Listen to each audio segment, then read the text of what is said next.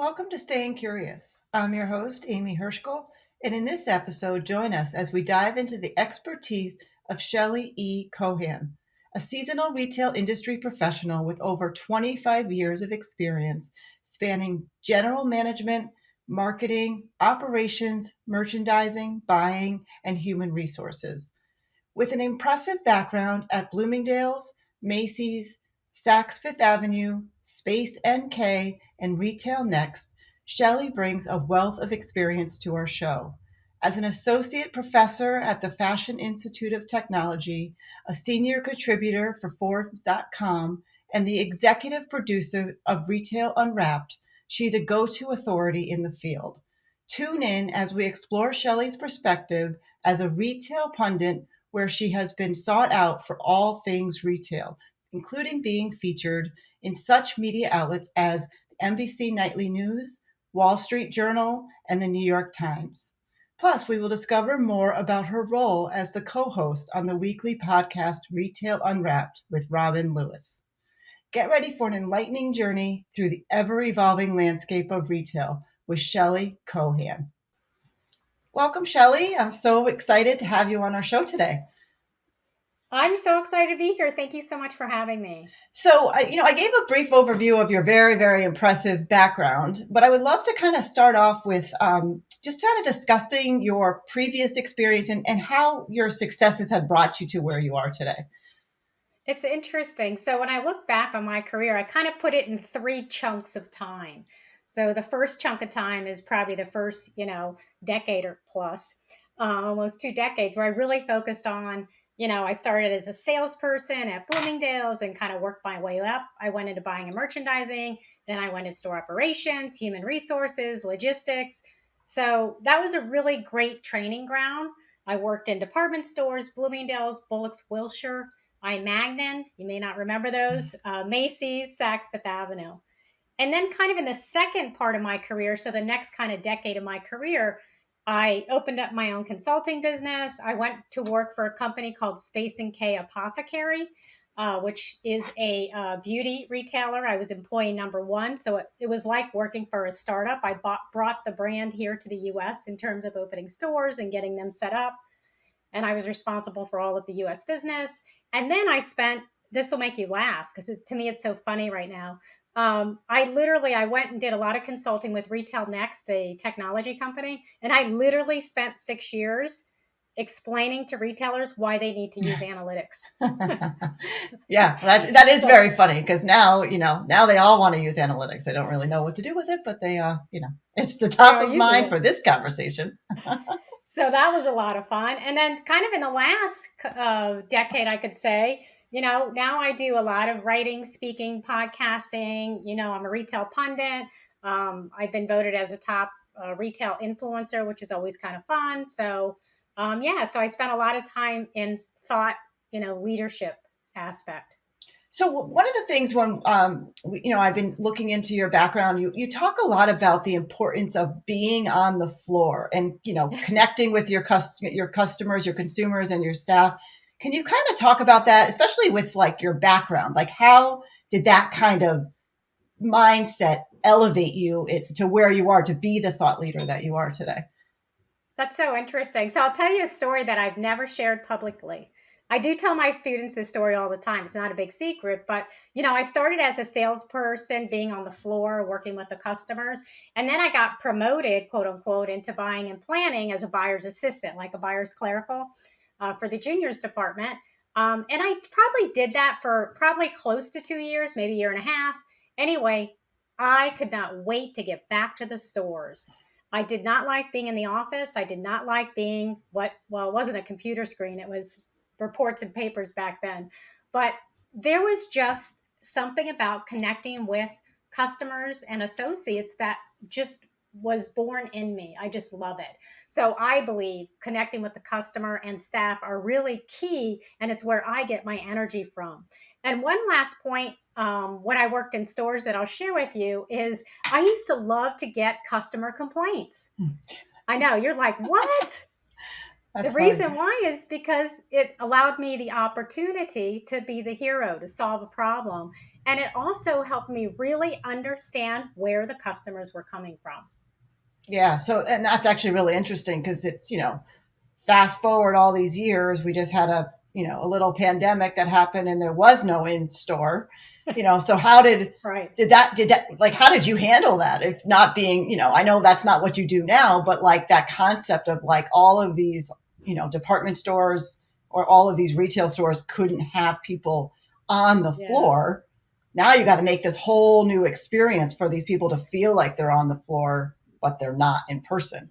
I mean, that had to have been Yeah. very enlightening, especially for someone like you who likes that face to face. Yeah. And I think the other thing I'll just add here, talking about the associates, I know we'll probably talk about associates later and the importance of the role of the associate, but, starting from when I was a salesperson and became my first department manager job up until I was EVP of operations, I literally walked the floor every day. I walked the stock rooms, I walked the dock, I walked every aspect of the store in every leadership position I have because I really believe that that's where you learn what's really happening in the stores and with the customer. Yeah, so tell us a little bit about, the teachings and the importance of, that's what you do now, the importance of sort of bringing these world life experiences to your students and to through your education. Yeah, definitely. I think that, so I'll tell you my inspiration for teaching and then it'll just click with you. So when I went to FIT, I'm an alumni from FIT, Fashion Institute of Technology. I went there as a student. And when I was going to school, I was so impressed by my professors because they were bringing the real world of the industry into the classroom. It inspired me to start teaching. So I started adjunct teaching back in 2002, where I would just teach like one class a night because I really wanted to give back. I wanted to give back to the industry. I wanted to give back to, FIT, the students, and help students be successful. So now, I'm an associate professor. I do that full time, and I feel like we have to bring into the classroom what's really happening in the industry. And what's really interesting about what I teach all things retail. Not a big shocker there. But it's funny because once a new textbook comes out, by the time that textbook is published, and then it hits the classroom, it's old. So we have no choice but to bring the real world into the classroom because the industry moves so fast. Yeah, no, that's interesting because we do a lot with students in FIT, and you always are finding these correlations between the thought leaders that us as lectura work with, and they're also professors at these schools. And it seems to be, and as if when I was a student, I would have loved to have, real working professionals as my professors. It would have been amazing. So it's definitely a great approach, and it's working. So now let's talk a little bit about sort of the approach that you talk about, like these breaking down of silos and how you walk the floor, and and how important it is for all of these department non-siloed approaches to be able to get a working culture going in the retail culture. So can you tell us a little bit about some of the problems related to being too siloed? Absolutely. I think the siloed mentality has really been the crux of the problem for retailers to kind of move beyond what we call multi channel into omni channel or hybrid shopping models. So, with that said, though, I will say a lot of these silos have really been breaking down. And for the first time in our industry, we're actually seeing deeper levels of collaborations across functions within the business. So, the digital natives, of course, are much better at this. But the legacy retailers, they're finally coming around and they're proving that they can work strategically together. So it's still a long journey ahead for many brands, but a positive outcome, if I can say there is any positive outcome for the COVID pandemic, would be the ability for many retailers to kind of really break down the old way of doing things. I mean, quite honestly, they really had no choice when a lot of those non essential retailers lost like 80% of their revenue literally overnight. They had to think differently. Yeah. So why the need to push towards cross departmental approaches? Like, what is that need? Like, what does that do for their basically their bottom line? Yeah, well, I mean, everyone in the organization absolutely has to be on the same page. So I think we have to think in terms of an ecosystem mentality where kind of all parts rely on other parts. So we can no longer think in these hierarchy terms, these linear terms. The good news is I have seen evidence of retailers who are really trying to change things up. So, for example, Crate and Barrel made a bold move last year where they actually moved CRM, so customer relationship management, to sit under the CTO, so the chief technology officer. So when I think about this now, oh my gosh, that makes perfect sense. But 10 years ago, I'd be scratching my head probably. And there's other examples like merchandise planners moving to the supply chain part of the organization. Again, makes a ton of sense now, but 10 years ago, that would never have happened. Yeah, and it's interesting because, like you said, it's everybody stayed so siloed. They never really thought to, hey, well, maybe this whole function is no longer this person's domain. And especially, when you start to talk about technology, that's when everything starts to shift because the technology that they're using probably makes more sense in another silo or vice versa, Right. and that's very interesting. It works in all businesses, by the way, too, not just retail. Yes. Silos these need to be broken down in general. All right, so there's an increasing willingness among consumers to shop directly through their social networks. This has been, something that's extremely apparent now. Makes it's making people plan all the planning very much more difficult today. Is for many people, the buying cycle is much shorter. How are businesses adapting to this trend, and what are the opportunities and challenges um, for both the retailers and the consumers? So businesses are adapting to this trend by really connecting social media to commerce and embracing the role of influencers and content creators. So S commerce, as we call it, social commerce, S commerce, it was often very difficult to measure and to track. But now, with the advancements in technology, we can actually track and affiliate social media commerce with an actual ROI. So let's just take a look at content creators alone. This market is growing to $500 billion by 2027, which is tremendous. The other example I'll give you is a retail trend that I actually called out last year, which is called sentiment analysis. And so that's really with retailers monitoring what's being said about them. So, how do customers feel? Shoppers, customers, employees, how are people feeling about the brand, which we've never really been able to measure in a major way in the past. But now, if we understand how people are feeling, we can address the positives by feeding the trend, but we could also address some of the negative things people are feeling too by creating an action to counter whatever negative trends are being said. So, Yeah, no, that's interesting, and I'm assuming some of the challenges are for those that don't embrace this trend. They stick to their cycle. They don't heed the warnings essentially, um, and those are the ones that being left behind. So you see these trends, and you gotta just accept it and go with it. figure out how to use it to the benefit of the Exactly. retailer or brand. The consumers are Exactly. already there. Yes. So, So speaking of probably the world's biggest trend of all time, I'm going to bring up that two letters that everybody loves so much. Um, so we can't talk about where retail is going or the future of retail with really not discussing AI.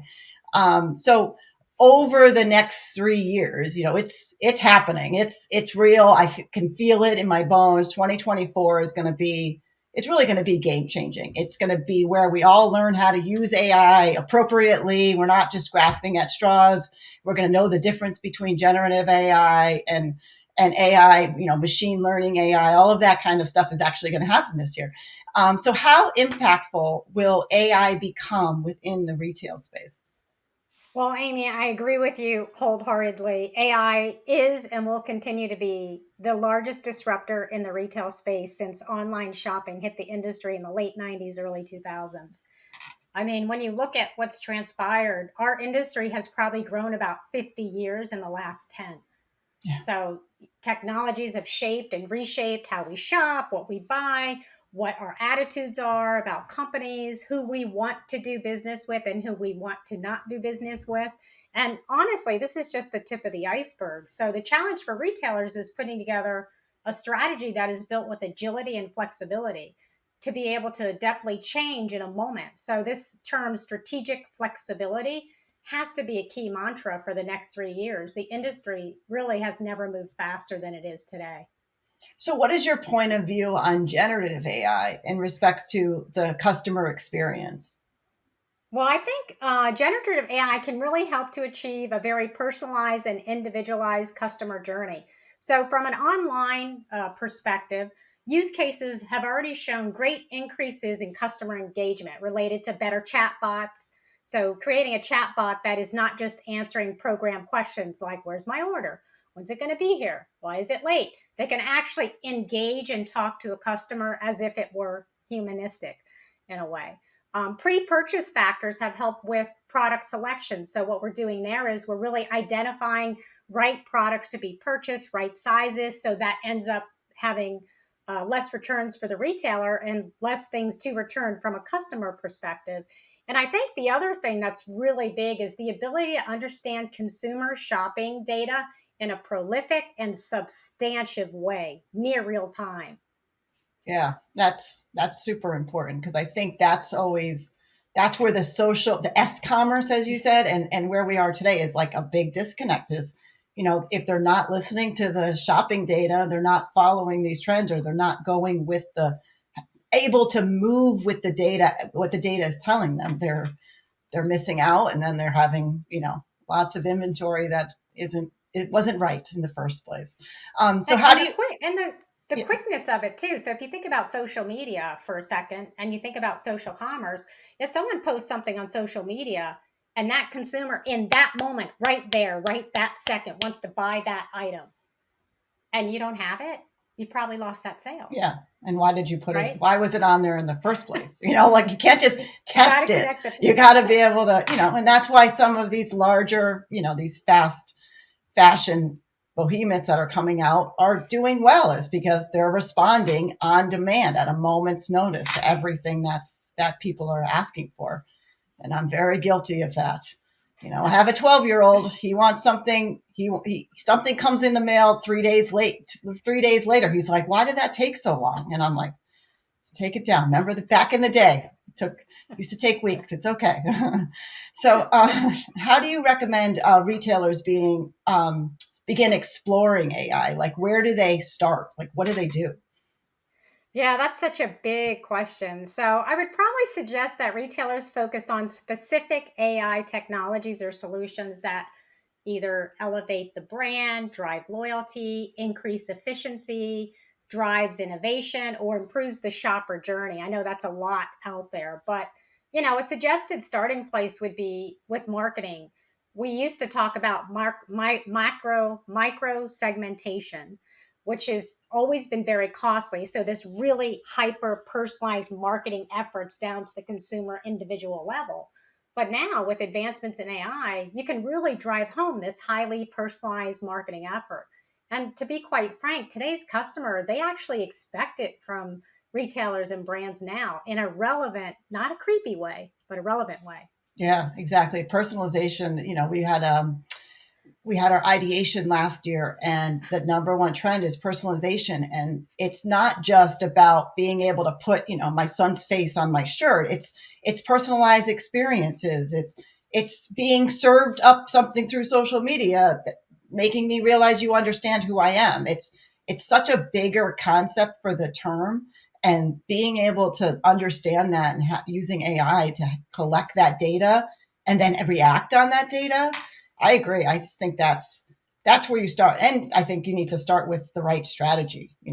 Stick to your strategy. Have your Yep. strategy in place. Don't just grasp at all these different technologies because it's brand new and shiny. So I totally agree. Yeah. what is your opinion on the maintaining and prioritizing the human connection in the customer No. experience? Now that we're so digital, how do you retain that human? How do you get back to on the floor? An absolute imperative. The human connection is so key. I mean, retailers and brands really have to become and think about how to become employer of choice. So, creating highly engaged working environments where employees can thrive will elevate the brand. And it has such a positive impact on the customer journey. And by the way, it does translate to better profits. So, and you can see how today's consumer are kind of looking for that human connection, whether it's with influencers, localized shopping, being connected with content creators. They're looking for authenticity from brands, experience, and the shopping environment. And there's no better way to be authentic than with the human connection. Yeah, yeah, it's interesting because I think that, you know, a couple of years ago with the pandemic, everybody was like going in one direction, just e-commerce, just e-commerce. And then afterwards, they're like, well, we need some back in person. And this is going to be the year where hopefully everybody sort of figures out that a fully rounded experience with the human in the center is going to be really the winning formula, which is super exciting. So now that we're in 2024, the trends. So let's kind of touch on like where are we going? What are your sort of what is your like outlook for 2024? Great. Well, let me touch upon these quickly. So I'll kind of do like a quick run through of what I think are the biggest trends. We do a deeper dive on some of these in our podcast, Retail Unwrapped. We did strategic shifts for the new year, but let me just kind of highlight some ones that really I think are changing and reshaping 2024. Retail media networks. So, retail media networks is growing from $46 billion industry today to 109 billion by 2027. This is, of course, according to eMarketer. I love eMarketer. They give me lots of great statistics. But, brands are partnering with retailers to make the shopping journey more relevant. It provides great consumer data, especially with third party cookies going away. You and I haven't even talked about that whole thing. And it's a great revenue stream for retailers. So, retail media networks would be at the top of my list. The growth of neighborhood stores and small store formats. So, consumers are really liking this localization, small store formats in the neighborhood. Are all the formats today perfect? I'm going to say no. There's a lot of work to be done, but they're going to get there. Macy's, Walmart, Target, they've been testing these concepts over many years. And I think 2024 is going to be the year that they're going to start getting these small formats right. Right sized inventories and less inventory holdings. If the pandemic didn't teach us anything, it did teach us we have way too much inventory and we have too long of a supply chain. So we're going to see a lot more SKU optimization. We're going to see third parties, whether it's marketplaces or strategic partnerships. So either having added marketplaces to a retailer's current online assortment and or doing strategic partnerships like Target and Ulta Beauty as an example. The continued growth of content creators, we touched upon this one earlier, but the growth of content creators is going to explode. So retailers and brands figure out how to use these content creators to drive revenue. The new general market. So this is such an interesting fun fact. The white non-Hispanic population will actually become the minority by 2050. And we've already seen a rise in multicultural families. So marketing efforts have been and will need to adjust to this new consumer, which is a significant shift. And part of that is Gen Alpha, which brings me to my last kind of trend, and that is preparing for Gen Alpha. I call them the well traveled humanitarians who use their social voices as catalysts for change. They have a strong influence on their parents' spending and their parents' decision making, and they are very empowered to make their own decisions. By the way, they're only 13, so scary. You sure they're not 12? Yeah, that's the Gen. I mean, I love Gen Alpha. I think they're making everybody think a little bit differently. They're challenging everybody just a little bit, but they come from like a really like soulful place. I don't know. They Maybe it's do. just like the kids I hang around with, but they got good values in there. So I'm looking They have forward to great that. values. Yeah. And what's interesting about the Gen Alphas is they have so much influence on their parents. Like it's crazy. Like I'll be planning something with my kids. I'm like, oh well, I don't think they're going to like that, so I'm going to do something different. When I was a kid, I was told, here's what you're doing, here's where you're going, and here's how that's it. There's no like two-way conversation here. Yeah. Completely different with Gen Alpha. They are really a big influence in consumer spending even today at age 13, 12, 11, 10. Yeah. That's awesome. I don't know if it makes me a pushover. Yes. All of us. But I do. I mean, I see it. I definitely see that the shift, and I loved those trends. I thought those trends were fantastic. The way you kind of brought them all together, you know, they're right on point. I'm looking forward to 2024. I'm super excited. Maybe it's because I had a nice little break and I'm well rested, but I'm looking forward to what's coming in 2024. Well, Shelly, this has been awesome. I appreciate your time. Very busy woman, so I really appreciate getting to know you and getting to have this conversation with you. And for those of you listening, if you want to connect with Shelly, you can find her on her website at retailshelly.com. That's Shelly with an EY, or you can email her at shelly@retailshelly.com. And I just wanted to thank you all for tuning in. Thank you, Shelly, so much for your time. And please continue to stay curious and remember to like and subscribe to our social media pages to be notified of new episodes. And have a great day, everyone.